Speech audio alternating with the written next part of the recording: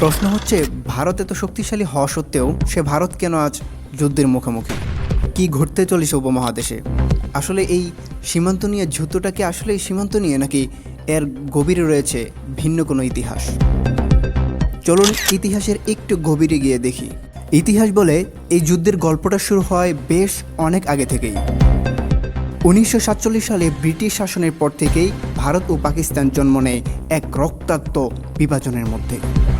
আজকের সেই কাশ্মীর ছিল সেই বিভাজনের একমাত্র কেন্দ্রবিন্দু। তৎক্ষণাৎ কাশ্মীরের রাজা হরি সিং যদিও ভারত ভুক্তিকে মেনে নেন, কিন্তু পাকিস্তান তা মেনে নেয়নি কখনোই। আর ঠিক এখান থেকেই সীমান্ত নিয়ে উত্তেজনা শুরু হয়।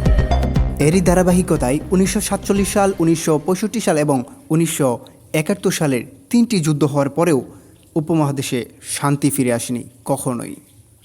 এরপরই 1999 সালে শুরু হয় কার্গিল যুদ্ধ। এত যুদ্ধ হওয়ার পরেও কোনোভাবেই শান্তি ফিরানো যাচ্ছিল না উপমহাদেশে। সম্প্রতি ভারত ও পাকিস্তানের যুদ্ধ যেন আবারও শুরু হয়ে গেল। কিন্তু পাকিস্তান এবার একা নয়, তার সাথে এবার চীনও লড়বে বলে ওয়াদাবদ্ধ হয়েছে। এখন প্রশ্ন হলো, চীন কিভাবে ভারত এবং পাকিস্তানের মধ্যে ঢুকে গেল? 2020 সালে গালওয়ান উপত্যকায় চীন ও ভারতের সংঘর্ষে মারা যায় 20 জন ভারতীয় সেনা। আর এখান থেকে ভারত এবং চীনের দ্বন্দ্ব শুরু হয়। এরই ধারাবাহিকতায় ভারত এবং পাকিস্তানের বর্তমান যে যুদ্ধ পরিস্থিতি, এই জন্য চীন পাকিস্তানকে সাপোর্ট করছে।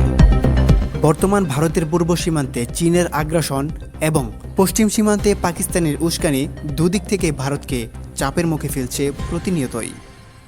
বিশেষজ্ঞদের ধারণা, এই আগ্রাসন শুধুমাত্র সীমান্ত নিয়ে নয়, এটি ভৌগোলিক, কূটনৈতিক এবং রাজনৈতিক স্বার্থের জন্য। আর এইসব নিয়েই বিশ্ব রাজনীতিতেও চলছে টানটান উত্তেজনা। রাশিয়া ইউক্রেনের যুদ্ধ, আমেরিকার হস্তক্ষেপ এবং চীনের প্রকল্প ভারতকে প্রতিনিয়তই ঠেলে দিচ্ছে হুমকির মুখে। এদিকে ভারত চাইছে তার সীমান্ত হোক নিরাপদ এবং অন্যান্য দেশগুলোও যেন তার সীমান্ত নিয়ে ছিনিমিনি না খেলে। আর অন্যদিকে ভারতের দাদাগিরি যেন বেড়েই চলছে।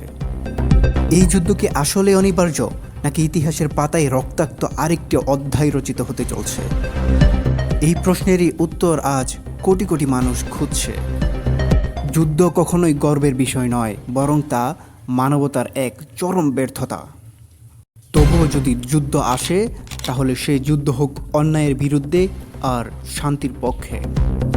হোক প্রতিটি অস্ত্রের লক্ষ্য আগামী এক নিরাপত্তা প্রজন্ম।